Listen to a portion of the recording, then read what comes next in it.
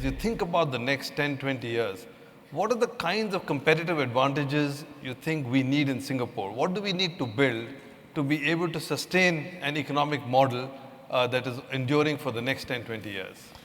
Well, it starts with politics, because if your politics is wrong, your economics is bound to go wrong. And the reason why so many countries cannot get the economies right is because the politics don't work. The benefits don't get spread to the right people or broadly enough, or there are vested interests which have to be taken care of, or there's some divide in the society which cannot be bridged, and then you spend your time fighting over that rather than working together productively. And I think that we've got to be able to get the fundamentals right, and so far we have been able to do so. And if we can continue to get the politics right, then I think the economics can work out. You've got to get the balance carefully judged so that you will be able to have growth, you'll be able to have a broad proportion of Singaporeans benefit, and people see it as fair.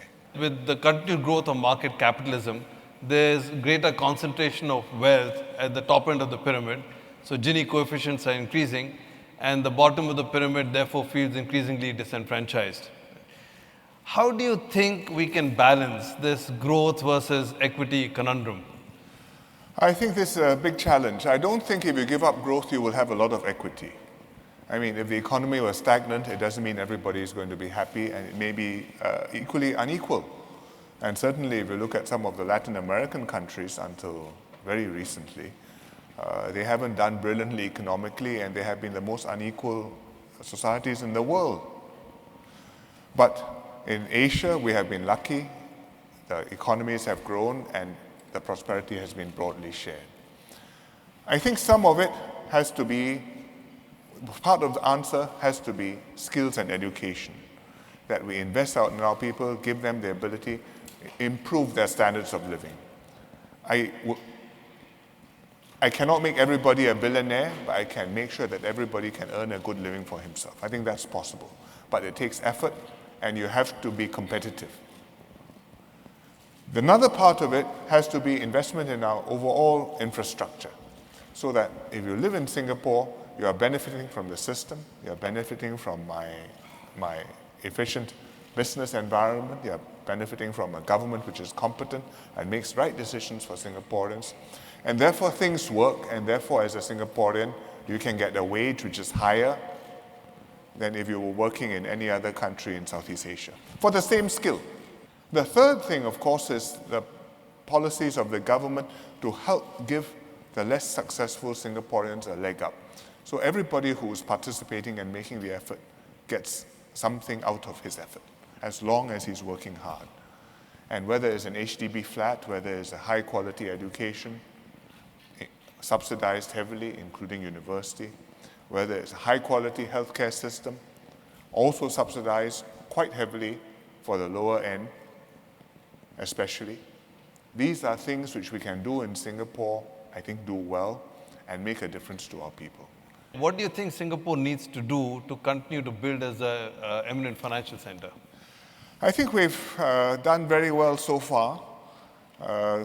We started out building in the 1960s, but very cautiously, but steadily, and that made gradual progress. We brought all the players here, but the range of activities was still constrained. And then in 97, 98, we decided to move faster, and I was in MAS involved with it. We liberalized, we built up wealth management, bond market, fixed incomes, capital markets, investment banking. And I think today you're in a very different position. We have today $1 trillion US asset under management or something like that. I read somebody saying that we're going to be bigger than Switzerland. I don't think that's true, and I don't want that to be my marketing line. We are quite happy to continue our way quietly in the world. But we have been quite successful, and we've been successful also with infrastructure financing. In fact, World Bank is here, and we have an initiative with them doing this. And we are also trying to become a renminbi center for doing business in renminbi. Hong Kong will always be ahead of us there, but I think there's a role for us. So I think that we've got a living for ourselves.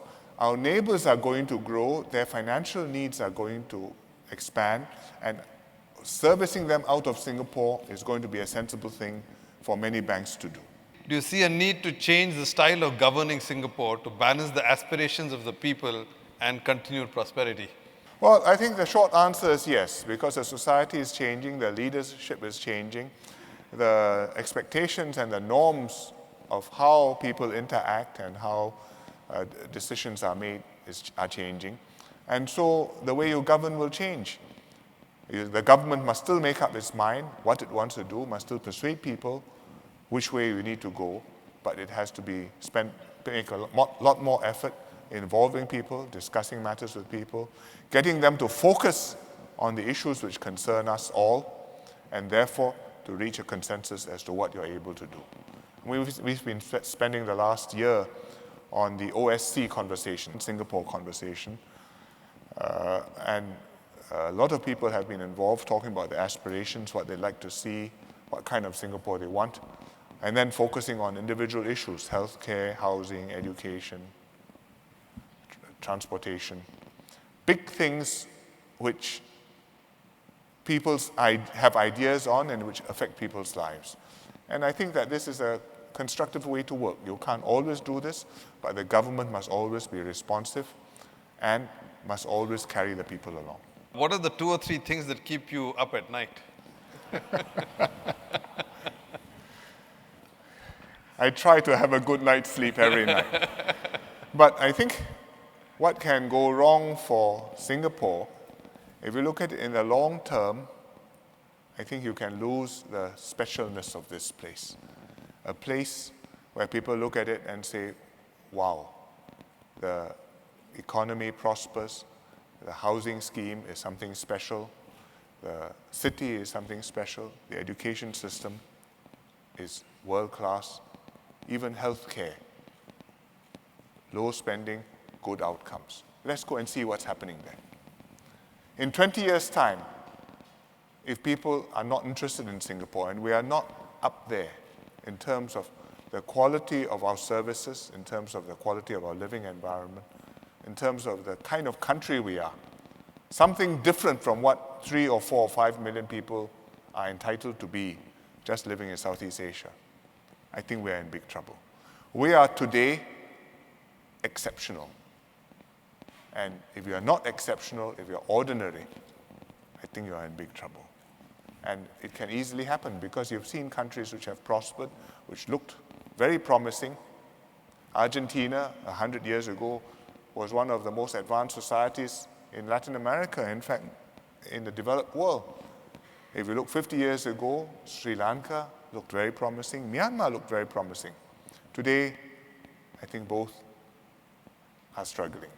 Singapore, today, for all our difficulties, I think internationally we stand high. Can we keep that? Because that makes a big difference to Singaporeans, not just to how you feel, but really to your lives. And I think that is a big challenge.